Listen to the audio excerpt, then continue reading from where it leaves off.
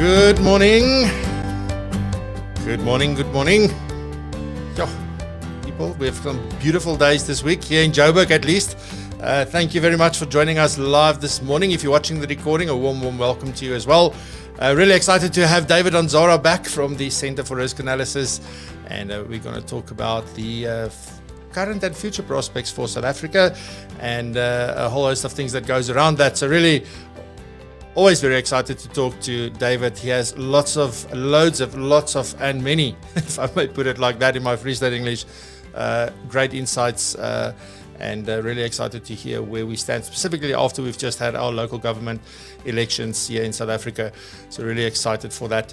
As a gewoonte, I would say, we also have back David Kopp for the news presented by the FBI, and then also Norma today talking about false pleasures. So let's hear what that is all about. But first, a very good morning. Thank you for saying hi already. I've got Ben Kleinhans. Good morning, Ben.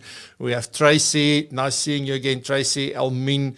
Good morning, goeiemorgen. We've got Kobus Klein, goeiemorgen.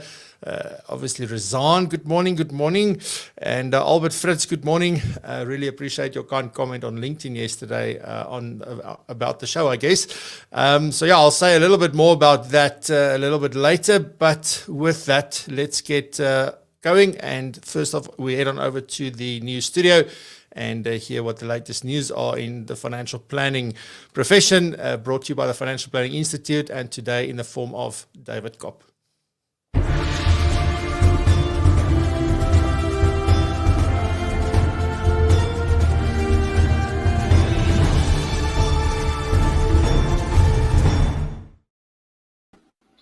Good morning, everyone, and welcome to Friday's news after a nice, clean thunderstorm last night, which did keep some of us up, particularly in Joburg, but all good to have the rain back. So to start off with in the news, just a reminder that there are billions of rands sitting in unclaimed pension benefits in South Africa, and the Register of Pension Funds does provide the FSCA with the central database, which is on the FSCA's website, to assist members of the public to ascertain through the search engine if they do have any of these unclaimed benefits, which could work out at this time. There are various ways to access the search. Like I say, the first is on the website. Members of the public can also email their ID number to email address, send an SMS to 30913 with the ID number, and the FSCA will then get back to them and let them know if there is a match. And if there is in fact a match, the details of the administrator will then be provided for people to claim their unclaimed benefits. Sticking with the FSCA and technology, there are changes being made to the submission of the representative register. The FSCA is phasing out the Excel spreadsheet that is used to provide details of representatives by the FSPs. And they'll be introducing an electronic channel through which an FSP can upload its representative register using a system-to-system integration and an XML, a plain text format web service. And this will replace the Excel spreadsheet.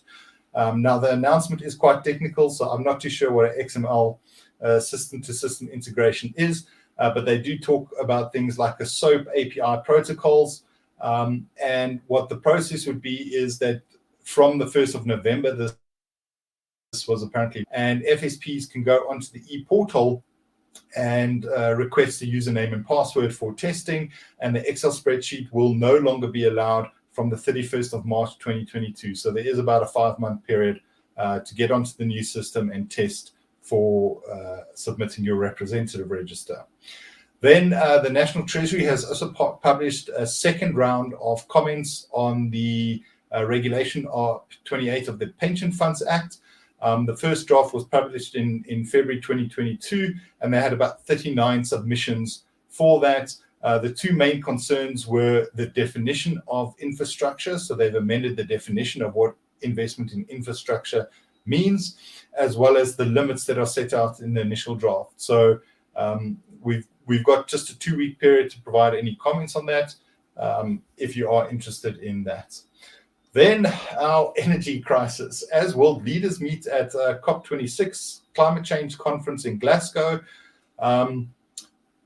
we've had a bit of a shock, an additional R1.21 a litre for petrol and R1.48 for diesel.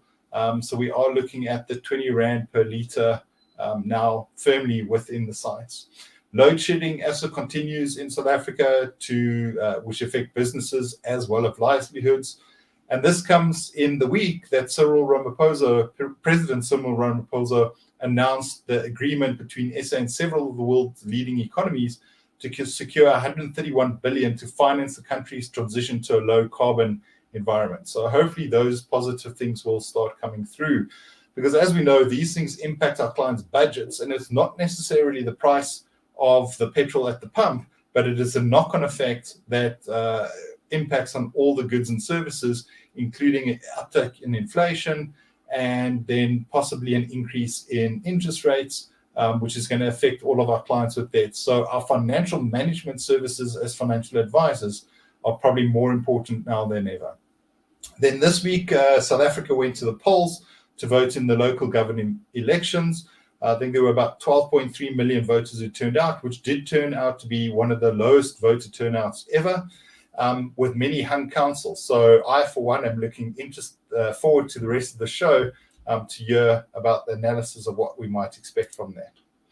Then in some bright tips or bright talk, the average person spends about 6 months of their life waiting at red lights to turn green.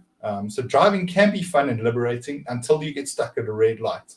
The National Association of City Transportation Officials says the average time spent waiting at a red light is about 75 seconds, accounting for approximately 20% of all driving time. That's a whole lot of time doing nothing, and just another reason to consider public transport or the work from home arrangements. So thank you very much, Francois, and back to you in the studio. Thank you very much, David. It's I don't know. I'm now between this. Luckily, so I've got fresh coffee. Like I don't do this often anymore. Usually, when we started the show, I always had coffee with me, and now, like these days, every now and then. But yeah, I thought to myself, well, petrol can go up. Luckily, my coffee doesn't. But then I forgot the knock-on effect. So thank you very much for that. And then you tell me that red lights are keeping me from a braai. So I'm not a happy chap this morning. Already looking forward to some new things next week. Please, David. Like I already have to deal with Norma coming up next. So please. That sounded bad. Norma is fantastic. It's just like everything she talks about is. Francois, you need to listen. All right, David, thank you so much. Have a fantastic weekend. Thanks for always having fun with us and for bringing us the news. We deeply appreciate it. Brilliant. Thank you. Enjoy the rest of the show and the weekend. Thanks a lot. Yeah, and stay tuned. I think David has got some interesting things to share with us. So see you then. Bye-bye. Cool. Bye-bye. All right. So then with that, let me hear what Norma has to say to me today. Norma, really looking forward to this one. False pleasures. I already know that this is going to be interesting. So with that, let's head on over to Norma in her studio and hear what she has to share with us today.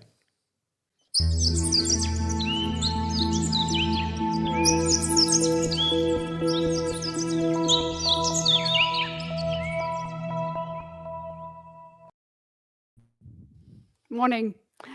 My topic for today is false pleasures. And really what sparked this topic was I'm actually busy working on something for my own clients just as an additional resource because of the struggle they have with overeating and overdrinking.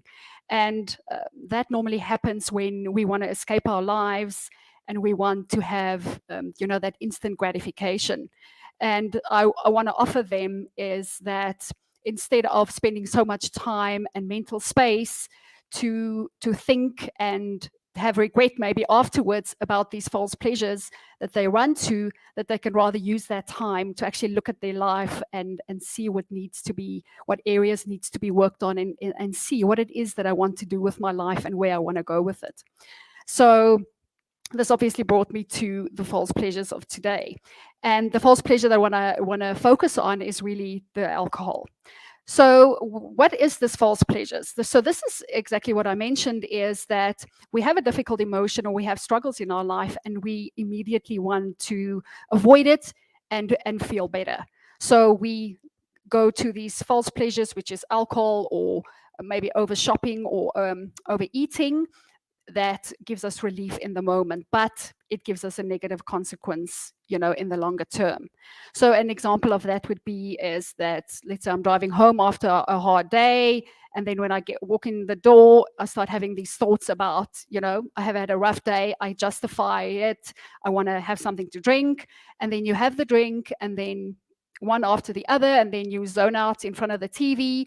And then the negative consequence of that is that maybe you don't spend the time with your family, that you don't connect, that you don't spend time on that side project that you're working on. The next day, you're very unproductive.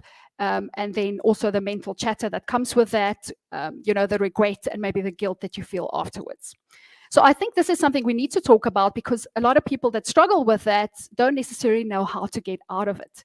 And also the guilt and the shame that goes with it, that people don't want to talk about it because it's so stigmatized. So they don't necessarily always want to ask for help, because they don't want to admit, that they might be struggling in that area. So just to distinguish, so we have the normal or the natural pleasures and the false pleasures. So the natural pleasures is the ones that we get by eating healthy and connecting with others and being warm and clean and accomplishing. Those are just a couple that I want to mention. And those gives us the dopamine hit, that reward. And then because we get the dopamine release, it feels good and we want to do that again. So on the other side, we have the false pleasures, which is all the man-made stuff, and that's very concentrated. So those are the things like drugs or alcohol or sugar, flour, gambling, those sort of things. So the dopamine release when we do those things is like double what we do when we do the natural pleasures. So obviously we are going to be sort of pulled to those pleasures once we get introduced to it. So it gives us a dopamine hit and we want to have more of it. So because it's so concentrated, the pleasures are intense, but also the desire for it is intense. So an example would be is that you would actually get in your car and go and buy a bottle of wine because the desire is so intense, and comparing that with desiring grapes, but you won't necessarily get in your car and go to the shops and buy it immediately. So we have to distinguish, or we have to be aware of where we want our rewards coming from. So we want to know where we get our dopamine hit from. And we need to know that the one that we choose is going to be the one that we want more. So the desire is just going to get stronger.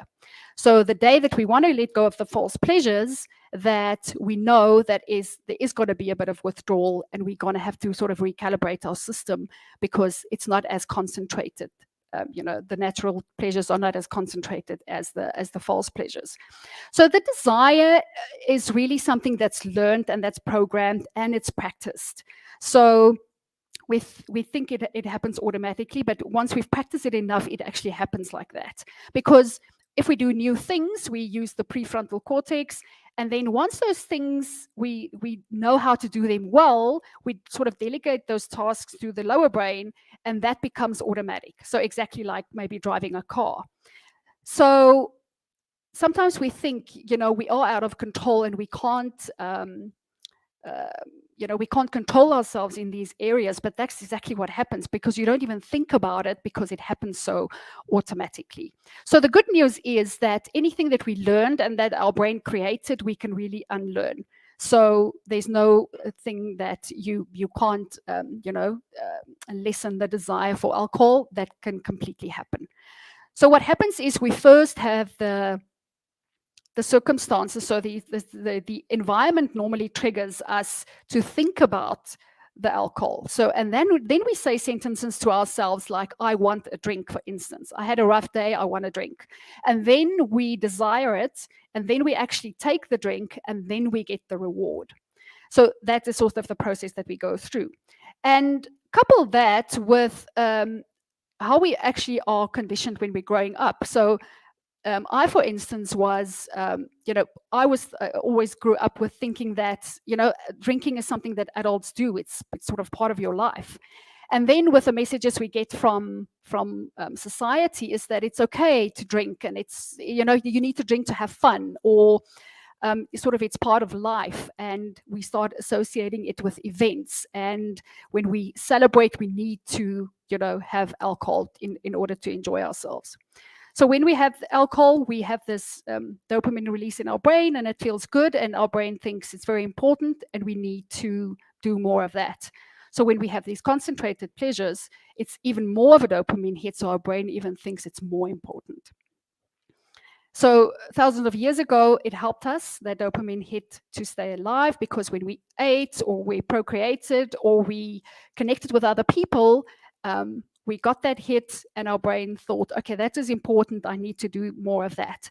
But today we need to be very intentional about which pleasures we indulge in, and we need to know the consequences of it. So yes, we can stop over drinking or overeating, whatever it is for you.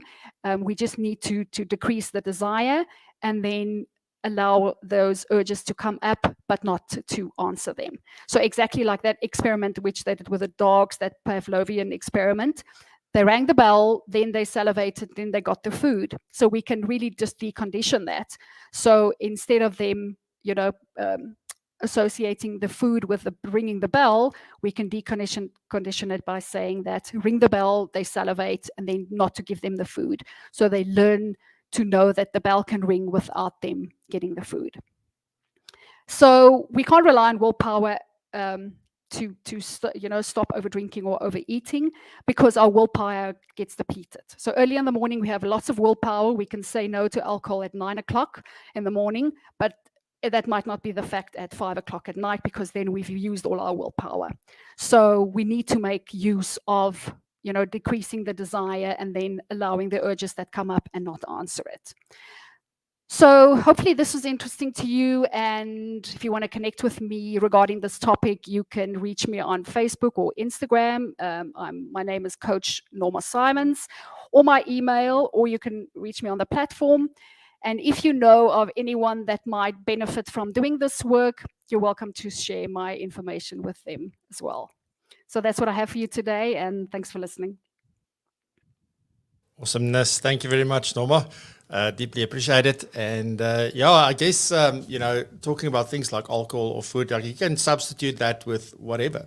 It could be like your hobby. It could be, I don't know, YouTube, Netflix. It could be a lot of stuff. So really an important and powerful message. Thank you very much for that. And we look forward to hearing from you again next week. Thank you so much. Great. Thanks, and have a good weekend, everyone. Great stuff. Bye-bye. All right. So with that, let's quickly jump into some announcements before I introduce David to you. So maybe some of you know David, some of you may not. So really excited to have him back today. He is the Chief Operating Officer for the Center for Risk Analysis. He's a political analyst, and he is also a YouTuber and a podcaster and a speaker. So really interested to hear, sort of where to from here, I guess, is the overall sort of thing that I want to get from him today.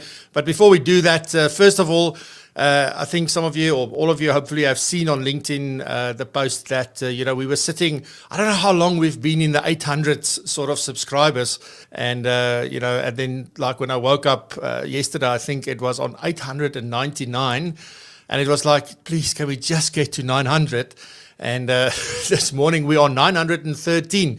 So for everybody that subscribed as new subscribers, thank you so much. For those of you sticking around since the beginning and who've subscribed somewhere since we really started, we started on only 76 subscribers back in March last year.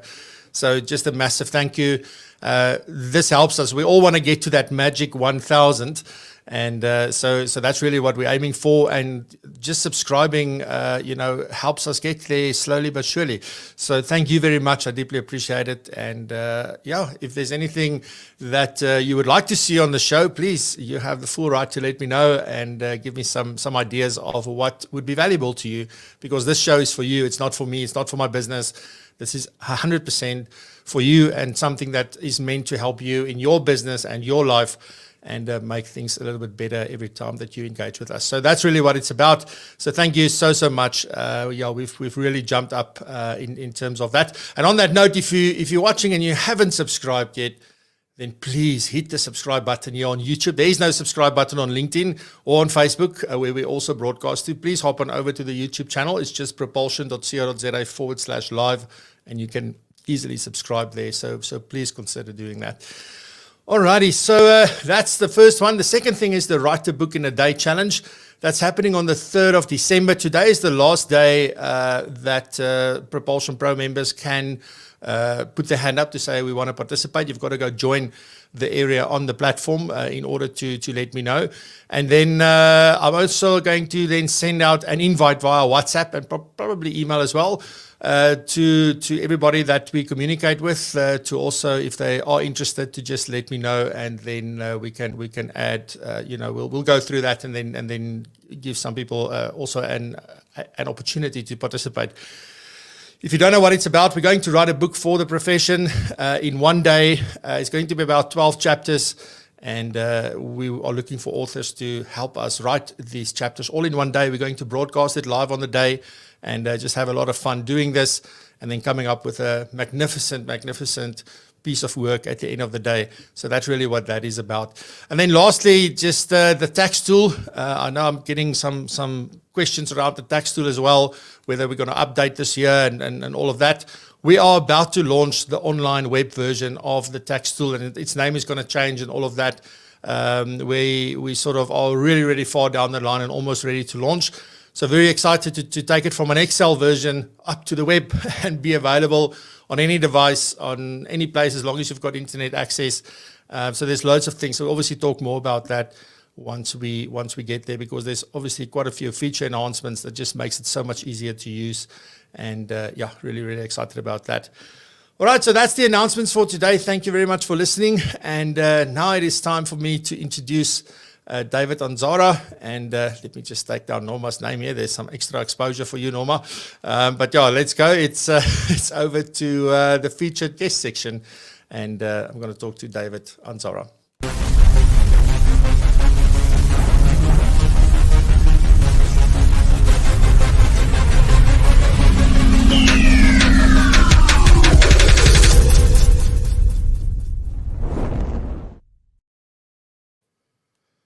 David, welcome back to the show.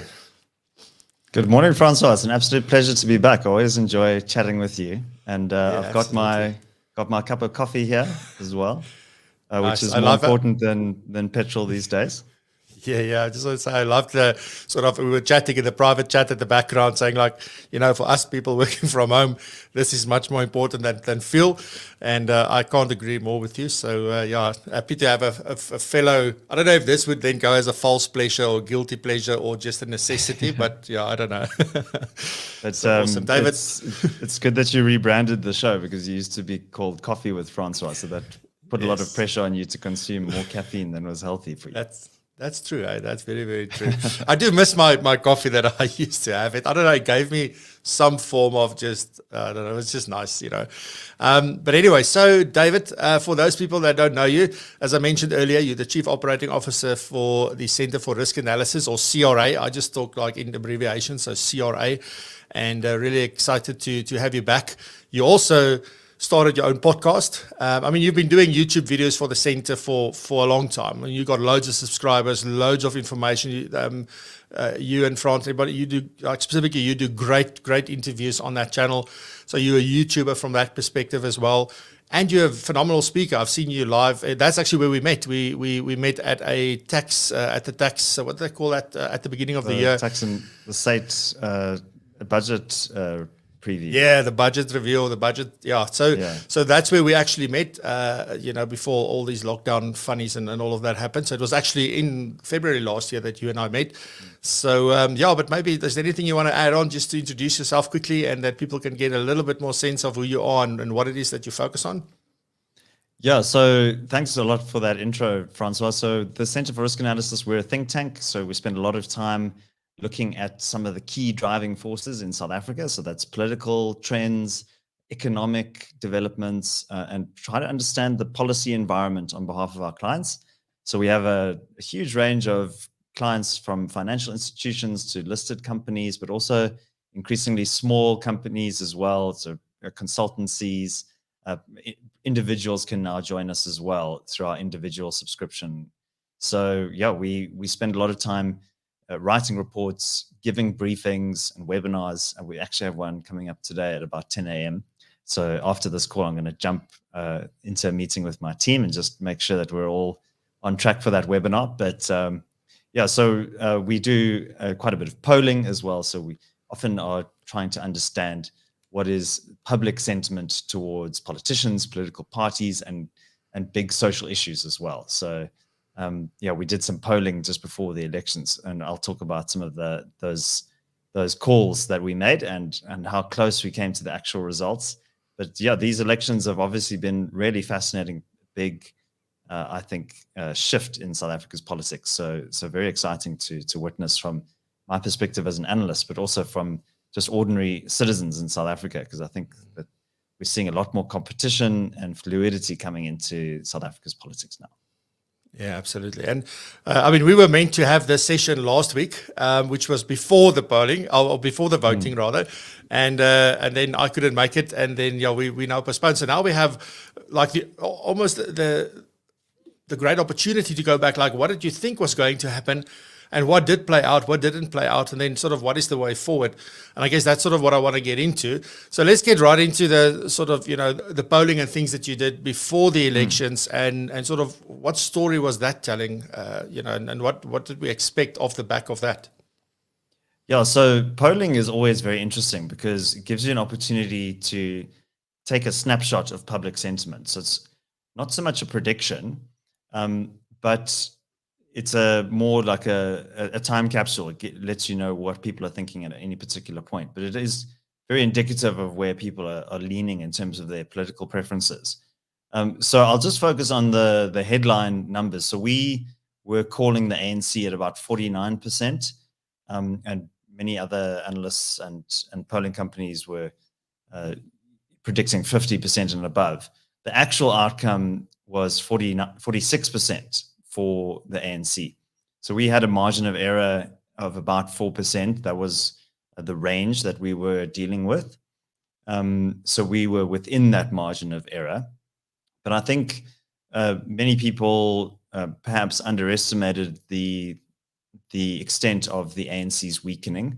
We had the DA at 22%, and the final results were just about 21.8%. So we were pretty much bang on the nose there.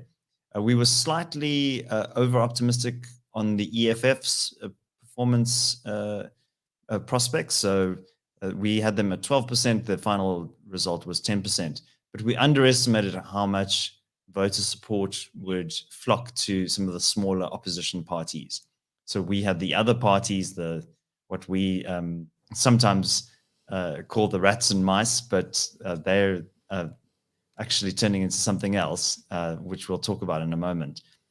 Those parties actually got about 21%. So now we're seeing some broad shifts happening in South Africa's politics. But also, David, I mean, it's like, look, I don't know much about politics. Let me just be very clear and transparent about that. That's the last thing I would ever talk about on the show. Hence, I'd rather get someone like you to come and share some insight. But I mean, like my wife and I was talking about this on the weekend. What does it help voting for these smaller parties?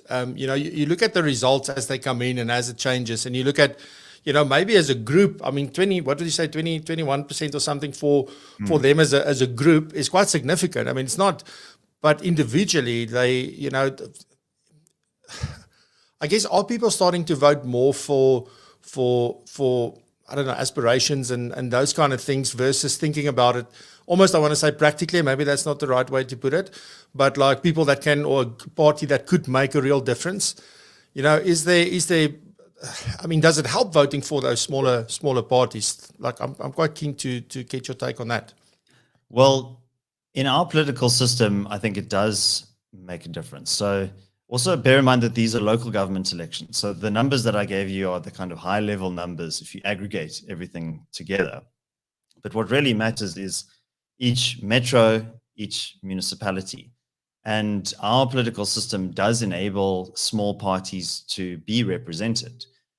So, I mean, you do have the rise of kind of special interest parties and maybe parties that are associated with a particular ethnic or linguistic identity. So there's the IFP, which appeals very much to Zulu-speaking voters, Freedom Front Plus, which has more appeal with the Afrikaans community. I think, so interestingly enough, more Afrikaners vote for the DA than actually the Freedom Front Plus, but there has been a growth in the Vryheidsfront Plus. And then, we also have other kind of special interests like the African Christian Democratic Party, the ACDP, which appeals to kind of more religious Christian voters. So there is space for these interests to be expressed in our political system. I think that's a good thing. And also bear in mind that when you're voting, I don't know if you did vote there, Francois. I know that you're not that much of a political animal, but when you went to the ballot box, there would have been 2 ballot papers. So your ward, the area that you live in, but then also the PR ballot, the proportional representation ballot. So the PR ballots, those are designed to include smaller parties. So you may not win a ward, but you can still have some kind of representation of your political interests at the higher level, the city level or the municipality level. So in the last elections, for example, the EFF didn't win any wards outright, but they had significant number of PR seats, and they were actually able to use those to influence what was happening in Johannesburg, for example. So I think that the DA is trying to become the largest opposition party, and a lot of their messaging before the elections was, don't vote for another small opposition party because you'll waste your vote. And what we are seeing is that the DA has come down. So I think if you're a DA strategist, you would be a bit concerned with the performance of the party. It wasn't a complete disaster. They held on to Cape Town, and they made some gains in Mgeni in KZN, which they won for the first time, award in KZN. But I think concerning that they've gone down by about 5 percentage points there. But overall, the share of the opposition's vote has grown. So that means that we've had this fragmentation of South Africa's party political support and much more pluralism and competition in the system, which is what you want in a democracy. And also that the ANC and the EFF have kind of come down a bit. If you kind of combine those two votes together. So I think that that's largely a positive thing. And what it means is you're now having a lot more possibilities for coalition governments to emerge. Parties are going to have to make compromises. They're going to have to form these kind of broad assemblages of different parties and different interests together and try and govern in this cooperative way. Whereas in the past, we saw that the only game in town was really the ANC, and they were, it was all about kind of contestation and for power and influence within the ANC. Now we're starting to see many more players starting to emerge. And one of the big players, obviously, is Action SA, Herman Mashaba's outfit, which we can talk about in a moment. Yeah, and quite interesting. And just quickly before we move on to sort of, so this is what was predicted, more or less what the outcomes were. And I'm sort of like where we are now and what are some of the exciting things maybe that we need to focus on. But also you look at some of the bigger countries, bigger economies in the world, they tend to have like 2 parties. Like this, like you either vote for A or you vote for B. And in South Africa, we have like whoever can scrape together the money to sort of register for an election can form a party and be part of the elections. Just maybe quickly, what are the pros and cons between the two? Having so many parties you can vote for versus only have a choice between 2. Yeah, so in a political system like in the United Kingdom, they have a first past the post system, which is different to the proportional representation system that I spoke about earlier. And so that means that you have the whole country is divided into different wards or constituencies. And so say if you live in, I don't know, the south of London or something, if you win that seat, if say you're a Labour representative and you win the South Bank of the Thames or whichever ward it is, then you then become the member of parliament. You go to Westminster and you represent that constituency. But if you came first, then it's winner takes all, basically. So the person who came second, their votes basically are cancelled out. And so the benefits of that system is that you have more direct accountability and representation, because you know that if you're a citizen in that ward and your MP goes to Westminster and they represent your particular community. So it's good for accountability, but it's not good for representation. So what happens is you have basically two major parties, the Conservatives and Labour, kind of dominating the political scene. So I think for a country such as ours that is very plural, very diverse, it is good to have multiple different kinds of communities represented. The downside of our system is that, particularly at the national level, is that, say the ANC gets 57.5%, like they got in the last national election, they get 57.5% of the seats in parliament, and you kind of are a bit disconnected from who you don't really have a member of parliament that represents your particular community. They're beholden to party bosses. That's who they're accountable to. So there are pluses and minuses. And Frederik van Zyl-Slabbert, who used to be the kind of leader of the Progressive Federal Party in the 80s, he actually in the early 2000s was commissioned by President Thabo Mbeki to review our political system, and he made a number of recommendations to kind of create a kind of a hybridized system, which ultimately were not taken forward. That would require various constitutional changes and so on. But I think that report was a very good report, the Van Zyl-Slabbert report, and I think something like that would have been quite good. But yeah, maybe we can look a little bit more at the election results there, Francois. Yeah, let's do that, David. So, I mean, sort of, yeah, what were some of the outcomes? What were some of the surprises? And then sort of let's take it from there. Okay, well, so I think first of all, let's maybe focus on the major political parties. So we had the ANC in the previous local government elections. They were on 53.9%.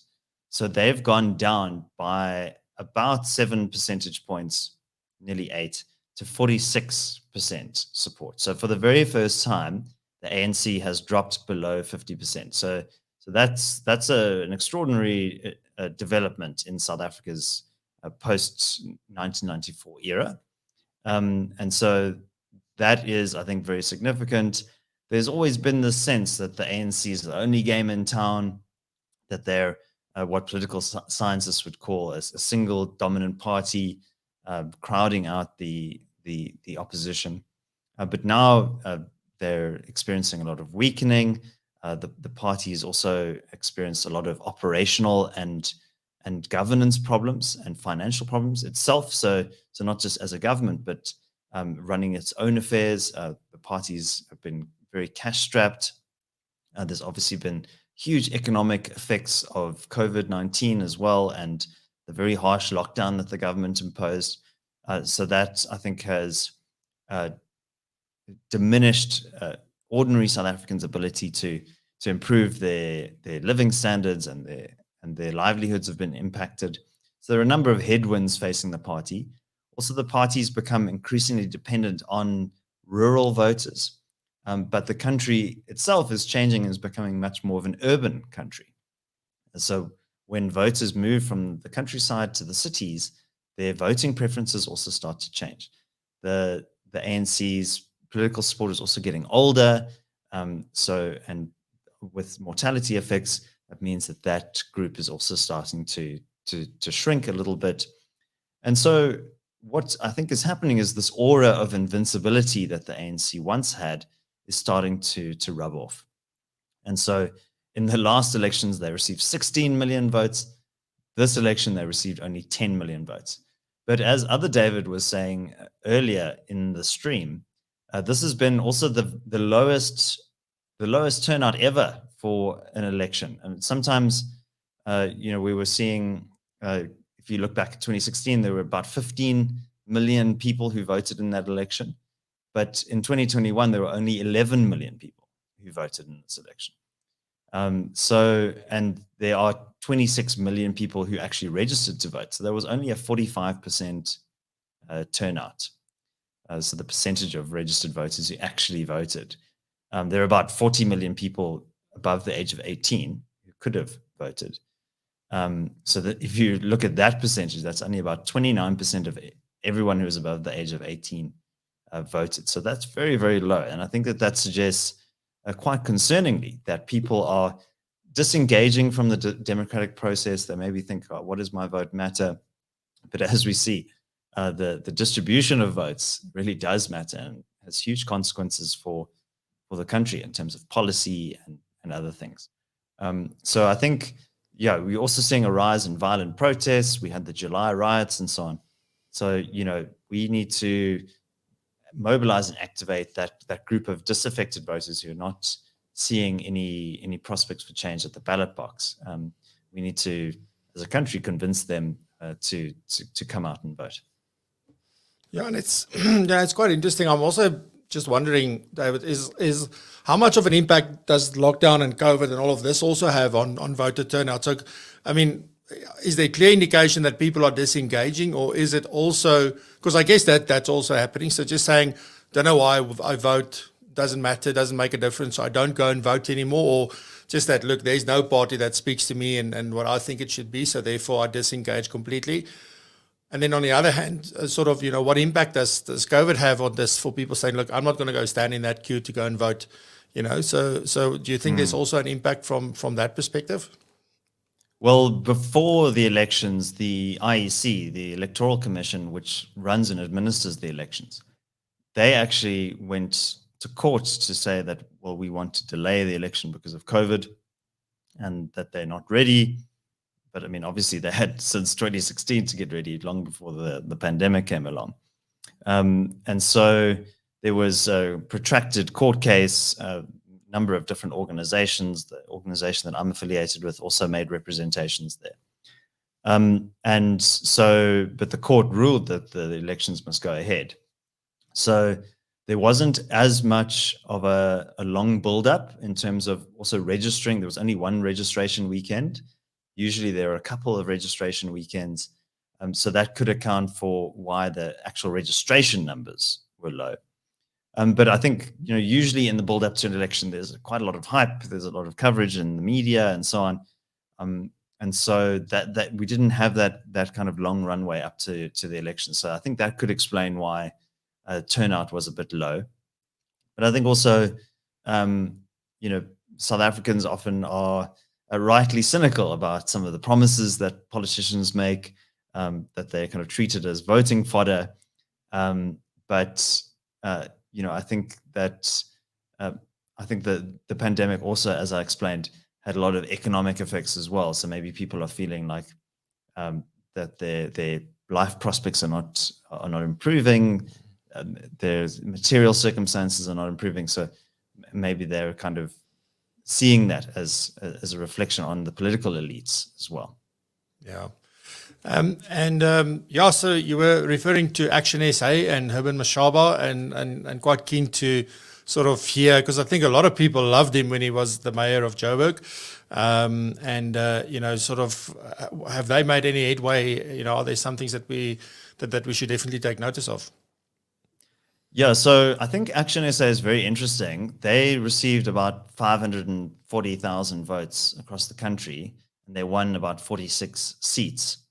In terms of council seats, but they actually didn't contest elections in a number of places. So they focused on key metros, like specifically Joburg, Tshwane, and I think also Kuruleni as well.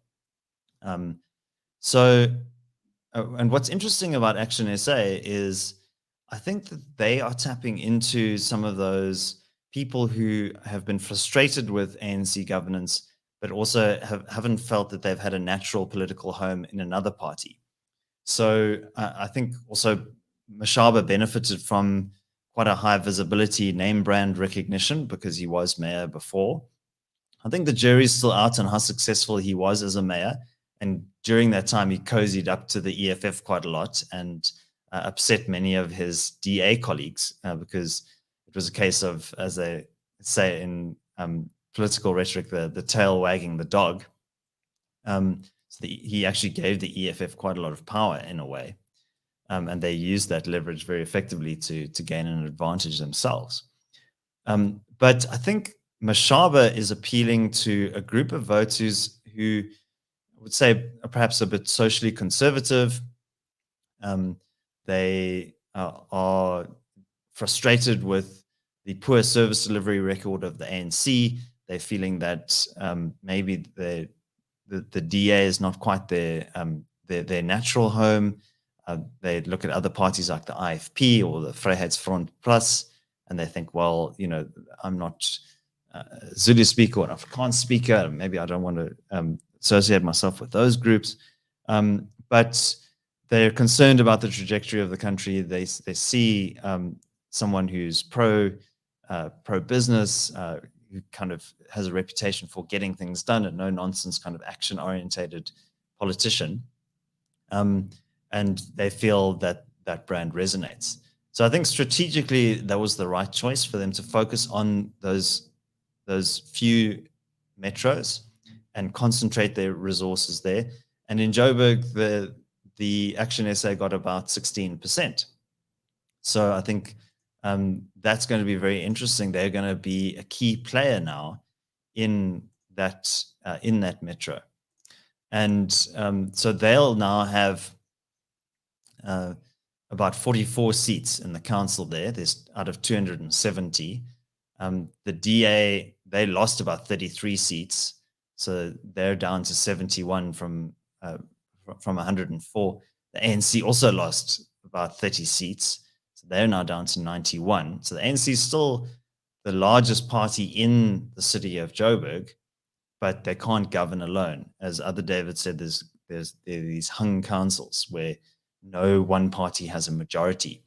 So either what will happen is there'll have to be a formal coalition agreement between the various parties, and they will govern in coalition, or there'll be what some people refer to as a confidence and supply agreement, which is that there'll be a kind of minority government, and the council will have to vote to support key motions, like who is elected as the mayor, who is elected as the speaker of council. Can we pass a budget? But you need a majority to pass the budget, a majority of votes. So that's different to a formal coalition. So I mentioned before, when Mashaba was mayor, he had this kind of agreement with the EFF. They would agree to support his agenda as long as he gave them something in return. So politics is all about the horse trading, the bargaining that happens over particular issues. And what we're also going to see now is that some of these local issues, these bargaining plays, these chips that are put on the table, will also have an impact on national politics as well. So I think that's going to be very interesting. And there are a lot of these other small parties, the Patriotic Alliance, Gates and McKenzie, they'll have 7 seats in the city of Joburg. The Freedom Front Plus will have about 3 seats. The EFF, they have about 29 seats. So it's going to be, quite unstable as well. So I think that's also something to bear in mind, is we are seeing this broad shift away from the kind of the ANC/EFF ideology, that voters are kind of leaving that. But then what's also happening is, not all of these opposition parties are on the same page. They're going to have different agendas. And so there's also going to be quite a lot of instability, quite a lot of horse trading on that side as well. So I think that that's going to be very interesting to observe, but it's also going to create a lot of churn. Sometimes you're going to see governments collapsing, maybe by-elections being held, etc. So I think that's definitely something to watch. And as an analyst, I'm quite excited about that, but it's also going to impact on service delivery potentially. Yeah, and hopefully in a good way, right? That it doesn't become such an infighting, almost like everybody just fighting for their place and not forgetting about who they're serving in the first place. It's sort of, because, like, I don't know, from a perspective of just a citizen, sometimes you feel like they are so concerned with their agendas that they forget about who they're really serving. They may say certain things, but then does it play out that way? And the one thing that I think that we don't need or don't want is this instability. But if that's in the beginning, and we can, sort of they can do enough horse trading and sort of get them to a position where, okay, like let's focus on the greater good, let's focus on service delivery, let's make it better for everyone, because that will benefit everyone. Then I think we'll get in the right. Whether that will happen, I don't want to be cynical or that, but it is, just looking at the past, it's going to be a rough ride, I guess. Getting everybody sort of on the same page. So, Francois, I mean, I think a good metaphor to use is what we said in one of our CRA YouTube videos this week was, for a long time, the ANC was like this grizzled old buffalo roaming the savannah, dominating over everything that it touched. And there was always this assumption that one day there would be this young, strong lion that would emerge, that would come and challenge the dominance of the buffalo and bring it down. But I think instead what we're seeing is this pack of wild dogs encircling the buffalo. And the wild dogs are often very noisy. They're barking at each other. They're snapping at each other's heels. And they're a bit seemingly uncoordinated. But if they can coordinate their activities, they can start to bring that buffalo down. But that doesn't mean that they're all on the same page. And yeah, so I mean, I think some of the coalition dynamics are also very interesting. The DA has ruled out working with the EFF after their experience in Joburg in the last term. The Action SA, Mashaba's outfit, they've ruled out working with the ANC. But there's maybe potentially a bit more sympathetic to working with the EFF. So now I think we're heading towards, and particularly Joburg and Tshwane, maybe in Tshwane, they could kind of cobble together a very broad opposition alliance. The DA's got 69, the EFF 23, Action SA's got about 19 seats. Freedom Front Plus has 17 seats. So they might actually need to work with the ACDP and other very small parties to form a very broad alliance. But they're going to have to make sure that everyone is accommodated there and all of those interests are expressed. This is something that Helen Zille did in Cape Town in 2006, 2007. That was how the DA got its foot on the ladder in Cape Town. And then they were able to convince voters afterwards that they should have a sole mandate to govern that city. So I think, yeah, it's going to be very difficult to predict how this is going to play out, and it's going to take, I think, a couple of months before we see some real clarity over how these governing arrangements are going to work out.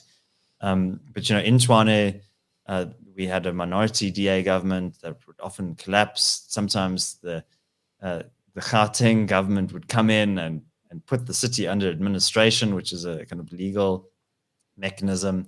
And then the DA would then take the ANC Gauteng government to court to reverse this. So in Nelson Mandela Bay, PE, we saw often the minority party becoming the mayor, like the UDM, United Democratic Movement.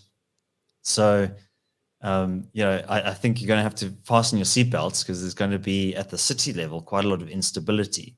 But I think this is part of the growing pains of a maturing democracy. It's going to be messy. It's not going to be pretty, but this is part of the consolidation of our democracy and also the transition to a much more competitive, pluralistic system. Yeah, awesome. David, thank you so much. So I want to just quickly chat also about, you started a podcast this year, if I remember correctly, called Solutions with David Ansara. Just tell us a little bit about the podcast. What is that? How different is that from what you do at the center? And just some information and where people can also sort of listen to your podcast. Great. Well, yeah, so I started the CRA YouTube channel last year in around August. It's about a year old. And I was very proud of the work that I did there, but it was often very much focused on risks. Okay, so, and, I think it's very important to be clear in identifying risks. But often people would say to me, okay, well, you've done a good job highlighting the risks, but what do we do about that? What is the solution to some of these problems? And I thought, well, let me start this other platform, this podcast, to really go a bit deeper into finding practical solutions for how we solve some of the most intractable problems in South Africa and the world. And I also wanted to have a space where we could go deep. So I have the format is about 45 minutes or an hour.